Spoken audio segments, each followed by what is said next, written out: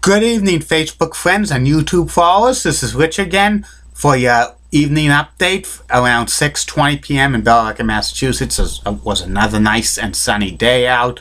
Low humidity. The temperature got up a little bit to the mid-80s. It's very fine out. It's probably going to be the nicest day weather-wise for the next 4 to 5 days around this area, because the hazy, hot, and humid weather is going to return, and with the chance of thunder showers each day, some of those could be very severe. So you got to be careful when you get severe storms because of high winds, so much rain, and could knock down trees and power lines. So be careful about that. On to some news to report. As I'm taping this, the Red Sox and the Orioles are tied up and they're in extra innings, so I won't talk about that right now because it's in extra innings. I'll talk about that in the future blog when I do my personality profile. And also some history that happened 29 years ago today was Tito Santana beat Greg the Hammer Valentine in a steel cage match at the Baltimore Arena in Baltimore, Maryland, to regain the Intercontinental title for the second time.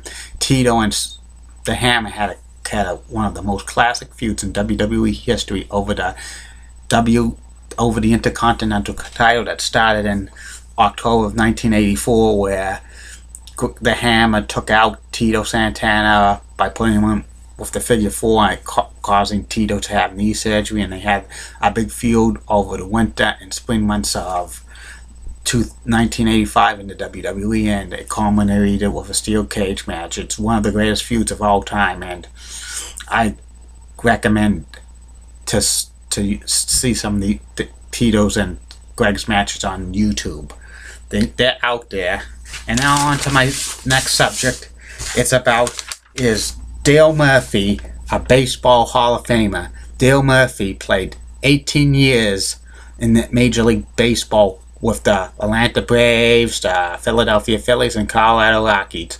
When he came up to the big leagues, he was a catcher, but he switched to the outfield and was a pretty good outfielder.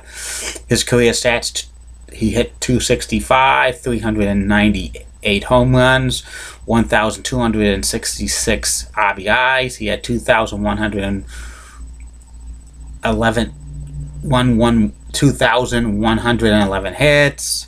He was a 7-time All-Star. He won back-to-back MVP titles in 1982 and 1983 for the National League. 5 times he won a Gold Glove. He was durable. He played 740 straight games, which is 11th all-time in most games played in a row in Major League history, and 6 times he hit 30 home runs in a season. The biggest knack for Dale Murphy, he was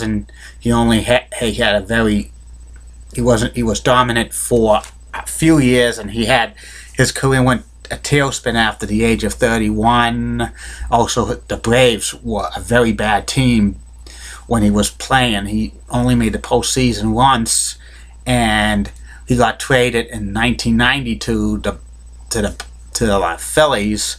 The next year, the Braves started their 14-year run, and also his career ended when he was at 36. And Dale Murphy was on the Hall of Fame ballot 15 years, the maximum amount of time, but he got only about maybe the most support he got was 19% during the time he was on the Hall of Fame ballot, which wasn't good. He got removed in 2013, the 15th and final time. He's eligible to be voted on again by the Veterans Committee in 2017 for the Hall of Fame, and hopefully he could get in because he was one of the greatest outfielders of the 80s, and his numbers state that he's pretty good. He had like a dominant period, like maybe 8-9 years. He was the best outfielder in the National League. It's too bad if he continued his career with the Braves. If he had these numbers when the Braves were like winning, he probably would be in the Hall of Fame right now, and he should be in the Hall of Fame. I'm hoping he gets in the Hall of Fame. Okay.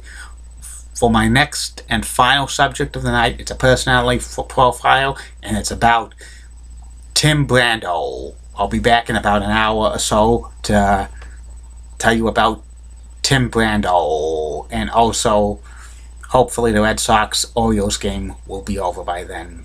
Have a good day, Facebook friends and YouTube followers.